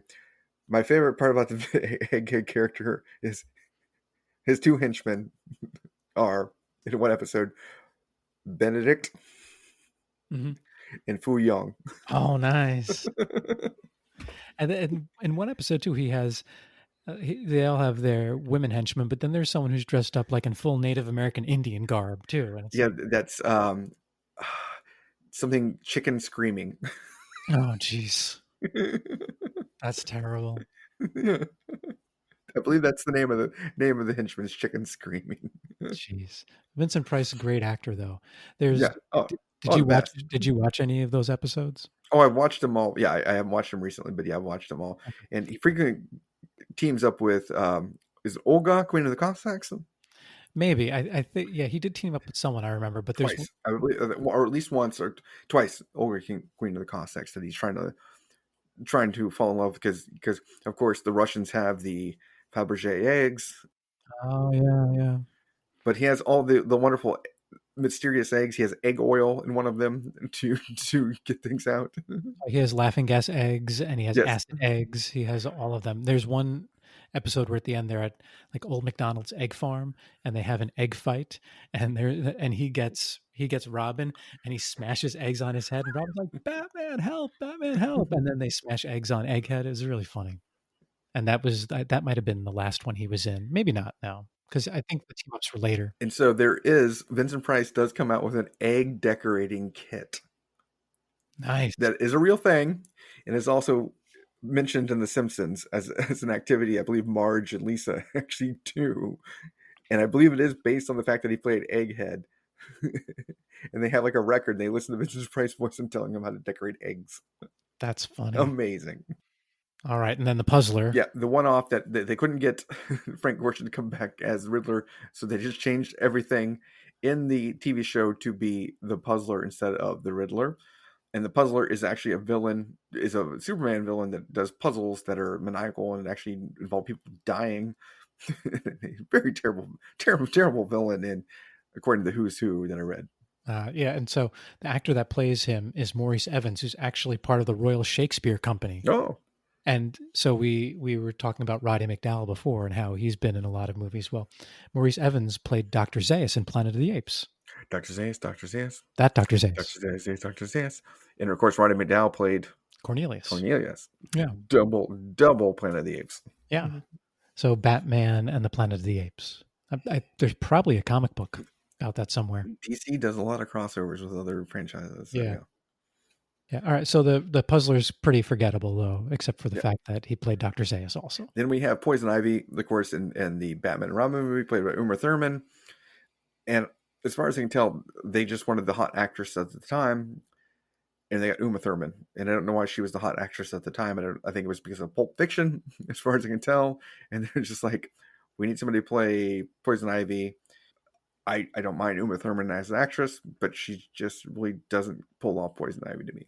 Well, I don't think anyone in that movie really pulls off anything, and I don't think Schwarzenegger pulls off amazing Dr. Freeze. Mr. Freeze, yeah. I both think Mr. Freeze. I believe he's a Mister. I believe he's a Freeze. I believe he's cold. Yeah. It's Shakespearean amazing. He should be in the Royal Shakespearean Company because of that turn as Mr. Freeze. Well, I think that was his whole campaign platform to become the governor of California. Have you seen me in Batman and Robin? I'll make another one if you don't vote for me. You vote for me. I feel the pomp. Oh boy. All right, so we have Scarecrow in the Nolanverse and Batman Begins, played by Cillian Murphy. Amazing. So little aside, Cillian Murphy, also big actor, 28 Days Later, Red Eye, lots of TV shows. Amazing in the first 3 seasons of the Peaky Blinders. The Peaky Blinders kind of go downhill.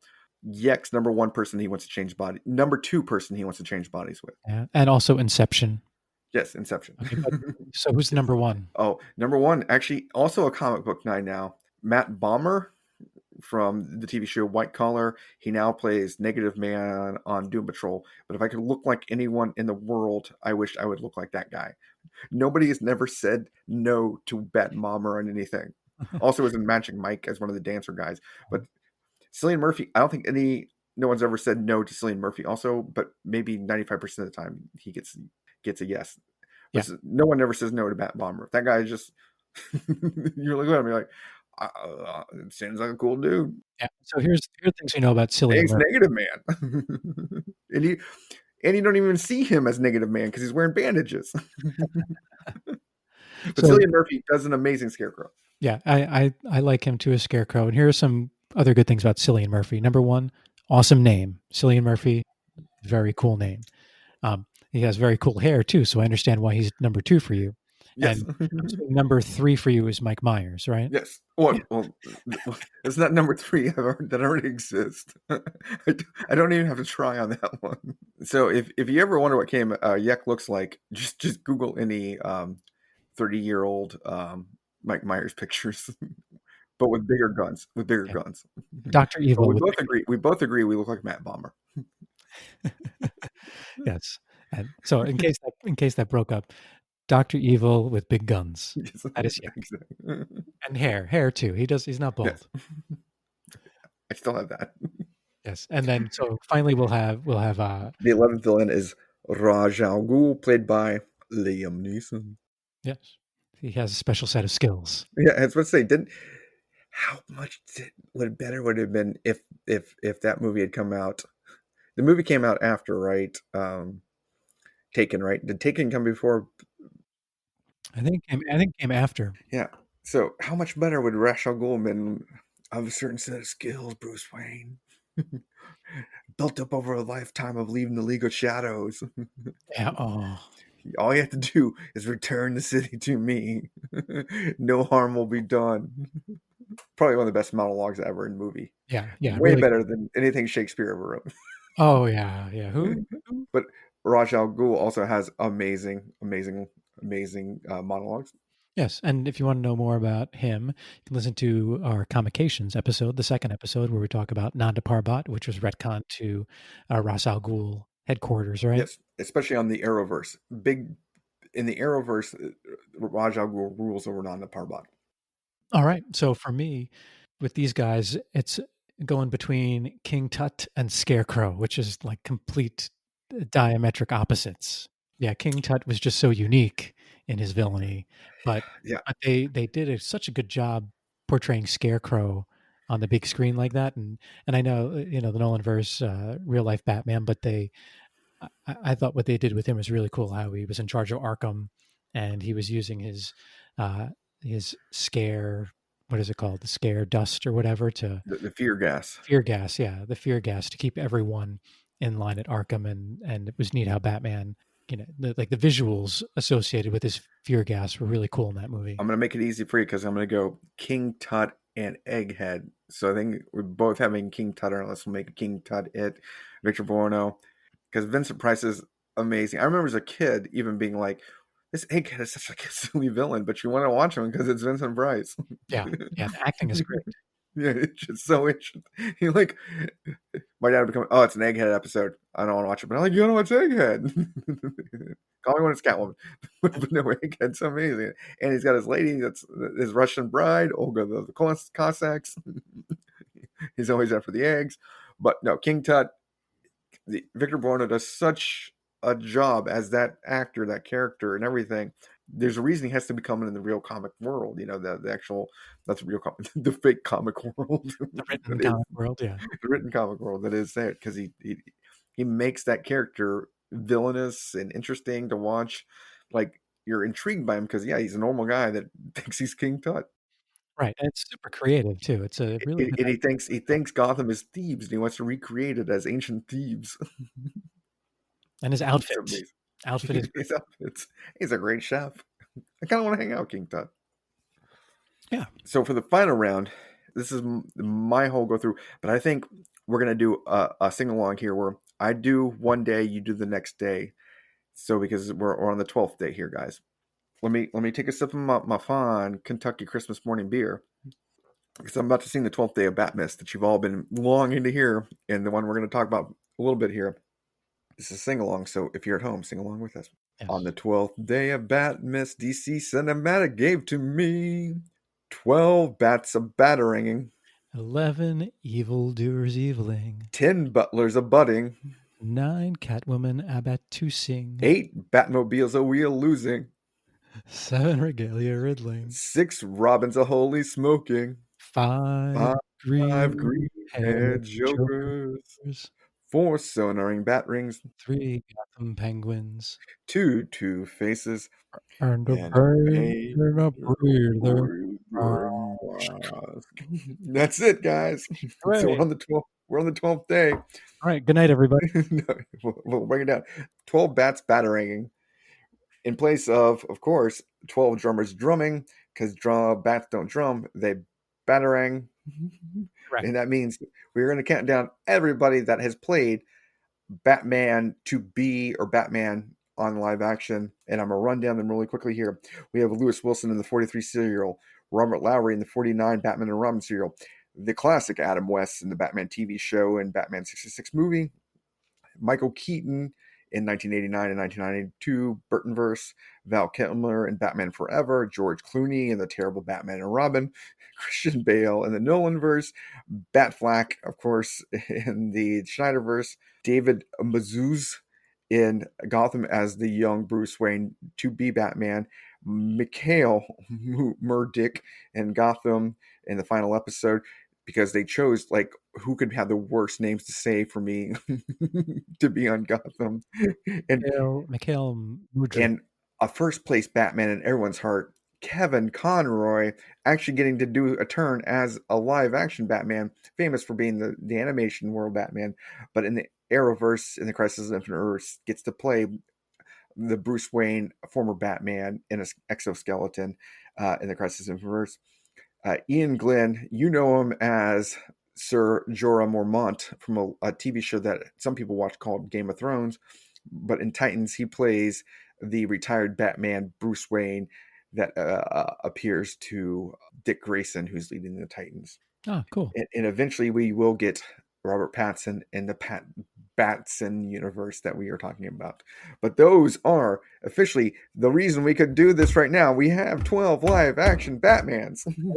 Hooray. Who would have thought? You've been waiting for it. So the first group we have in the serial and the 66 universes. They shouldn't be called the serial verse more. They should be the brawler verse because these boys bring it. So my daughter would affectionately refer to these Batmen as the dad bod Batmen. They all got their dad bods showing. Amazingly, Lewis Wilson kind of skinnier compared to Robert Lowry. Robert Lowry full on beer belly wearing that outfit. Lewis Wilson a little skinnier, but ready to bring it. Both of them with their swingings. But of these two, Lewis Wilson was defining the character, I will say. He does an okay job. He gets the Fist of Fury going. Like when I say Fist of Fury, he's jumping, he's punching, like windmill punching. But really, Robert Lowry takes it to the next level because he has an amazing scene that KMac and I have talked about multiple times already, where two hoodlums are running around a hallway, and then around the corner they run into Batman, and he takes both of them by the collar sleeves and does a double head crack. Right. He jumps up in the air while he has them by their shirt collars and smashes their heads together. Double smash. which we will try to get a gif of. It is the most amazing move ever. It is the closest that we can get to like 70s Batman doing the double head scissor kick in live action. Smashes them. And now Adam West too, he does something like double head scissor kicks, but he's always swinging from something. Yes. Also an amazing brawler, Adam West. So yeah, I will say Robert Lowry probably, he actually looks like he has training. I'll go back to this year. In both the serial verses, you realize back in Hollywood, they didn't have a thing called stunt choreography or fight choreography back in the day. It's just like, go at it, kids. just swing away. There's a lot of like rolling over backs and like crawling between legs and just picking up whatever you can to smash. Just swing, because there's a lot of guys hitting the ground and then forgetting about the guys hitting the ground, and like double teams, triple teams going on where they're fighting them. Like, luckily little Robin's there, but it's amazing. Watch the serials, guys, because the fights are just out of this world amazing. But that brings us to Adam West, who classic Batman, also dad bod. But the first one that is, the two previous actually use a bat cave or whatever, but the first one that's like kind of a literate scientific mind that's truly the Batman. Right. And he knows just about everything. He has a utility belt that has like everything you can think of, like pills to combat almost every single kind of gas or other pill or whatever. One time, so in a King Tut episode, King Tut made this potion out of scarabs that would control people's minds. And for some reason, I think Batman drank like 6 glasses of buttermilk before he went to face King Tut, and that counteracted the poison. It was something like that. But lines of stomach. Yeah, I remember lines of stomach. But I will go back. Yeah, Lewis Wilson never uses a utility belt. Robert Lowry does use a utility belt. Twice he carries breathing apparatuses that look like vaping tubes. So they vape. Like 49, they're vaping. But he also, in one episode where they get locked in a room and the villains, the wizards start releasing carbon dioxide into the room to kill them. Not carbon dioxide. Yeah, I know, not carbon dioxide. Because, there's nothing like carbon dioxide and we're inhaling now all around us. But he pulls out a full acetylene torch from his belt. Oh, I remember that one. That's impressive. With tube and all. I don't know where the fuel source is actually coming, but he has it in it.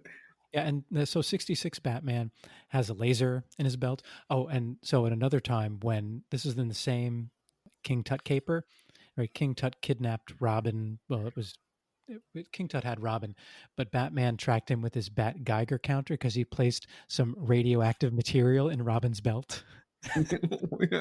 Well, Robin's never gonna have kids anyway. I know. Robin, why are you growing that third arm? I don't know. You sure needed an extra ear. sure needed to be sterile. Yeah, Robin became Dr. Manhattan. Now riddle me this.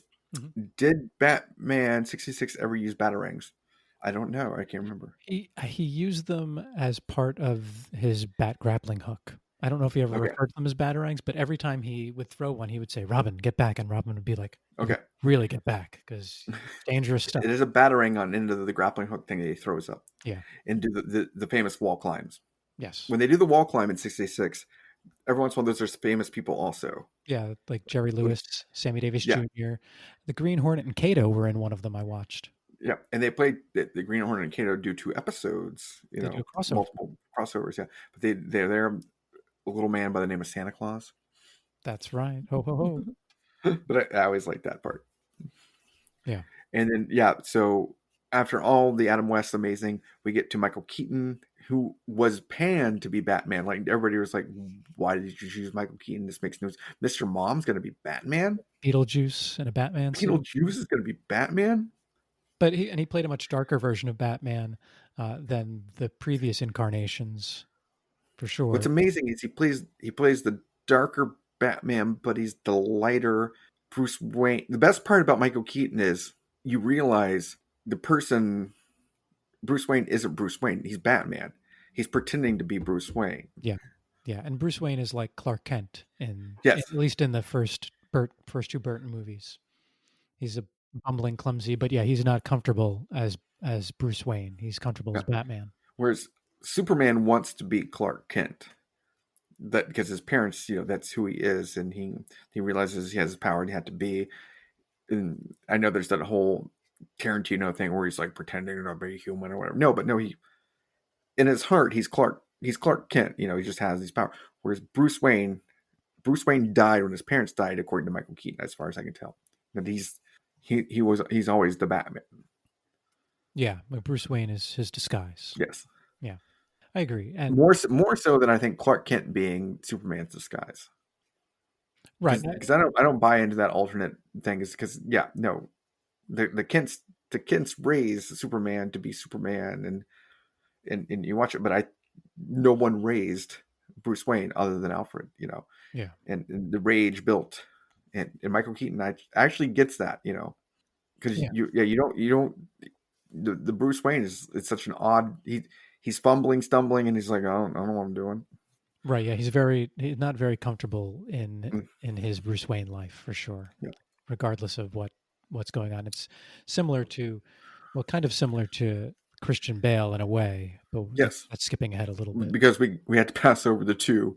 Yeah. Who were great actors. Val Kilmer and George Clooney just being blah. Right. Well, they took the paycheck, and that's fine. Yeah, you beat me to it. Cha-cha-ching. Cha-cha-ching. That's to get paid. Cha-cha-ching. George Clooney and Val Kilmer, if you ever want to come on this show and tell us how bad you think Anne Hathaway played Catwoman, please do. With that paycheck, you can buy the beer. Yeah, send us beer. You don't even have to come on. Don't worry about it. I mean, unfortunately, George Clooney went on to do nothing else after this. It was a terrible career decision for him. Yeah. And Val Kilmer kind of ended his career with that movie, because before that he had Doc Holliday and he had Jim Morrison, which were two really good. He went on to he did that movie with the heist movie Saint. We did The Saint, which was also supposed to be a superhero movie. Elizabeth Shue is okay, but he's playing much more. But he did the movie MacGruber? He did Heat. And it wasn't after this. Heat was after this movie. I think so, but this is the only movie that matters for Val Kilmer. All right, but they only played Batman in one movie. Everyone else had a much longer tenure as Batman. So not technically. Christian Bale, yes, probably number 2 famous Batman right now after Michael Keaton. For the people that don't know Adam West, the younger ones, he's probably the kids' Batman is Christian Bale. I think he's better as Bruce Wayne than Batman because I'm Batman. He's got that grumbly voice the whole time. Yeah, his Batman voice wasn't great. But what his Batman did was really cool. He had a lot of... He's less memorable in the movies for being Batman than just when he's just not talking. He's better not talking Batman than when he's talking Batman. Yeah, I would agree with you on that. Yeah. Which is weird. I'm Batman. Yeah, I'm Batman. That's the only thing he has to say. Everything else is terrible. It's terrible. it's not as interesting as him moving and being Batman and the force of justice or whatever. Yeah. Yeah, I Christian agree. Bale is known as the cult actors. Cult actors. For the people know, Newsies, Empire of the Sun, American Psycho, Right, American Hustle. American Hustle. I mean, no, like he's like an actor's actor. So, but like these young the movies he did as a kid, even or elevated him to like be an actor's actor that he could have won awards for, and then he's doing this iconic role where he's so much better when he doesn't speak. In my opinion. Yeah, it's that is a little weird, but he is definitely a good Bruce He's Wayne. good as Bruce Wayne. When he's speaking as Bruce Wayne, because when he's like, I'm Bruce Wayne Batman, when he's interacting with Michael Caine, that's great. But it's when he has to actually with a cowl and he's speaking. Yeah, I agree. So the action sequences with him as Batman are really good, but the Yes. dialogue's not good. Not good. And he's also going to be in Thor: Love and Thunder. Who is he playing? Gore the God Butcher. Interesting. I saw something about that, but I didn't know who is in that to play. So there's the Christian Bale. Did I just delete that? So we're looking at our thing here on the screen. I deleted the whole thing where I got rid of Christian Bale and Val Kilmer.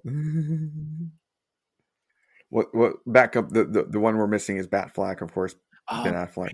yeah. So So yeah. so he didn't get to play Batman for very long either. That one scene when He was so bad at well, it. I don't know if he was bad at it necessarily. I He's don't. worse. Well, he might be the worst. I don't know. He's worse than Anna Hathaway's Catwoman, in my opinion. Wow. So the one scene where he went to Lay it on me. so the one scene where he went to rescue Martha Kent, right, from Lex Luthor's goons. I thought that was a very well done action sequence. That's a Batman action Right. I sequence. really liked how they did that. That was amazing where he has to you think it's really a man in like a superhero suit that can do this. That's like And he's the only one to play an older version of Bruce Wayne too, at least as far who isn't still an active Batman. Now he wasn't my favorite either, so we don't have to argue about that. But I didn't think he was terrible. at no point do I look at that screen and say that's Batman. It's I was like, that's boring, man. And he has the worst line ever in any movie involving Batman. Martha, that's my mother's name right. That was kind of a silly reason. too. Yeah. I mean, so and That is terrible. right, and all the people in those movies are disadvantaged by the movies that they're in. He's not the worst Batman though. Yeah, I will give you this because then we roll on to the worst Batman, and I hate it because I'm going to shame a child. David Mazouz as a young Bruce Wayne, and the reason he's terrible, it's not because the kid's terrible. It's not because he's terrible. It's just that the character act. No, they needed to not have Bruce Wayne in Gotham. It just the series. You don't need to see Bruce Wayne grow up.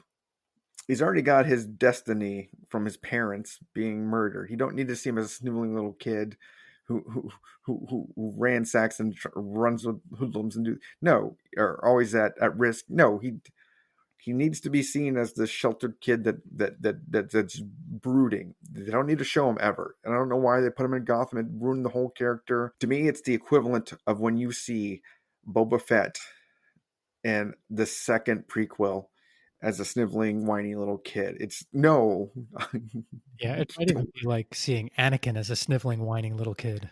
not as bad, not as bad because you. Let me rephrase that. Not the young child Anakin, but also the second movie Anakin as that sniveling, whining kid. I'm not as worried as much as but freaking Boba Fett is a hard man. Just like Batman's just a hard man. And you already know why he's hard. You don't need to ever see. He's never been sniveling. He takes your porridge.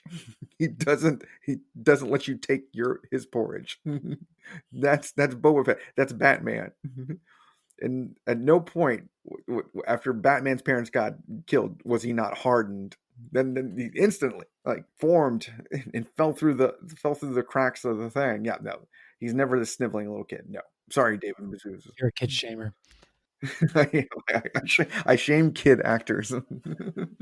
All right. Because it's just let you know, Ben Affleck, you're better Batman than David Mazouzas. You told him. Take that home and bank it with your Oscar with Agro. Yeah. So, and Kevin Conroy played, like you said, the aged Bruce Wayne. Well, we skipped over Mikhail Mudrick, who appears in one episode, and you actually never see, you only see him once really as Batman. So, still a better Batman than David Mazouzas and Ben Affleck. Fair enough.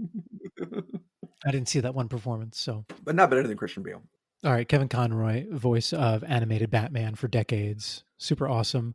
Plays aged Bruce Wayne in the CW's Crisis on Infinite Earths, and he essentially plays like a variation on the Kingdom Come Batman, where Bruce Wayne is essentially in like a bodysuit of sorts because he's An exoskeleton.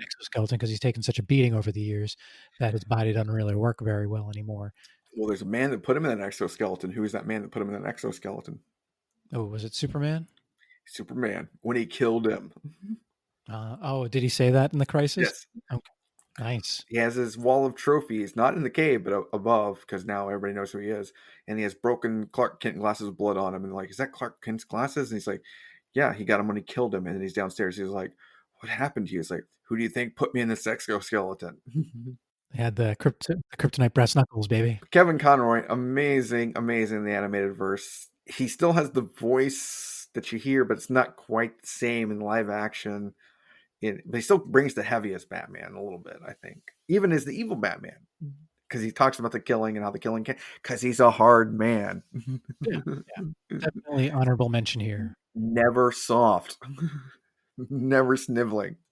Hardened from a child because his parents were gunned down outside of a Robin Hood movie or Zorro movie. And yeah, from that moment, that's when he like starts his training to become Batman.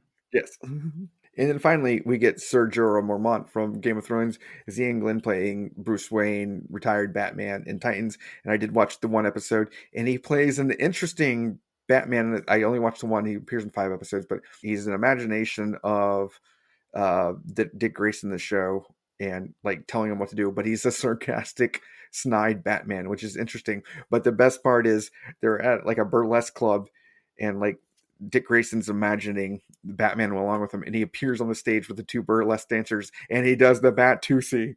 Oh, sweet. You're going to see Sir Jorah Mormont do the Bat-Tusi with 2 boobies hanging out on both sides because they show nudity on Titans. Yeah, it's amazing though that he's like, but he's condescending and sarcastic, which is interesting. That's never a characteristic you hear Batman. He's curt and short, right, and to the point, but he's never like, yeah, what you think, Wonder Boy? That's basically what Boy Wonder. Usually you get Robins being sarcastic. Yes, and it's the reverse with the England. So it's interesting to see, that version of Bruce Wayne where he's like, what'd you think, Boy Wonder? And he has Jason Todd as a young Robin appearing in that also. So, that's cool. Which we kind of skipped over in our things. We didn't recognize it because I didn't watch Titans far enough. All right. Well, anyone got a problem with that? Send us an email. Send us more emails. All right. So who's your favorite? So it comes down between Adam West and Michael Keaton, right? No, I think I'm gonna go with Ben Affleck. You're gonna go Batfleck? No.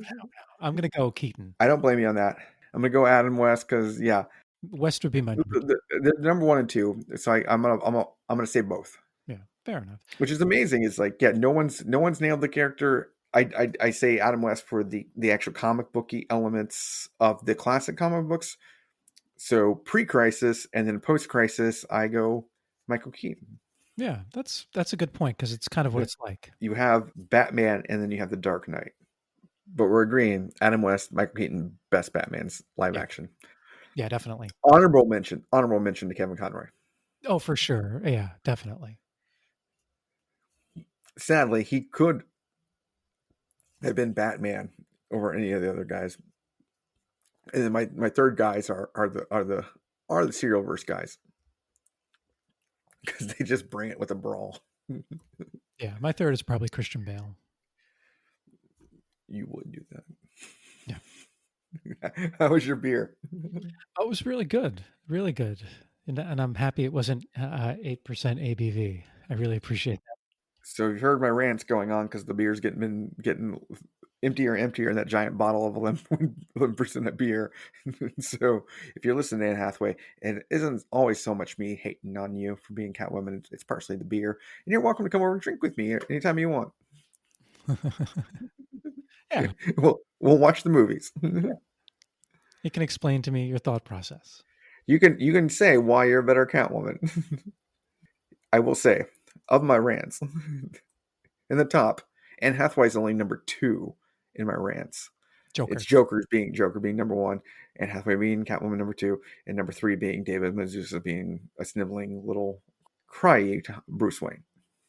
I don't know. You have no rants. You are a principal man. So to go over the days again, I do have rants, but they're mostly Marvel rants. Yes, but to go over, we'll post these 12 days so you can sing them along. But those were again our 12 bats bat-ranging, 11 evildoers eviling, 10 butlers a butling, 9 Catwoman bat-toosing, 8 Batmobiles a wheel-losing, 7 Regalia riddling, 6 Robins holy smoking, 5 green-haired jokers, 4 sonaring batwings, 3 Gotham penguins, 2 Two-Faces, and a Bane in a breathing mask. My breathing mask. That was terrible. Bring it. So, how do you rate your beer today? I was just, I really liked it, and I've had it before. It's almost tastes like a sour, but it's what did I say? It was a Berliner Weiss. But yeah, it's really sweet. You can really taste the plum coming through. You can't really taste that much of the bourbon. It's very mild. So I really, really did enjoy this one. So I am going to give my beer a Wap Pow Bam from 66 Batman. Nicely done. What about you? So my beer, because it's a big Kentucky Christmas morning, you wake up like you're a Pennyworth. That's Eric Wilton from 49.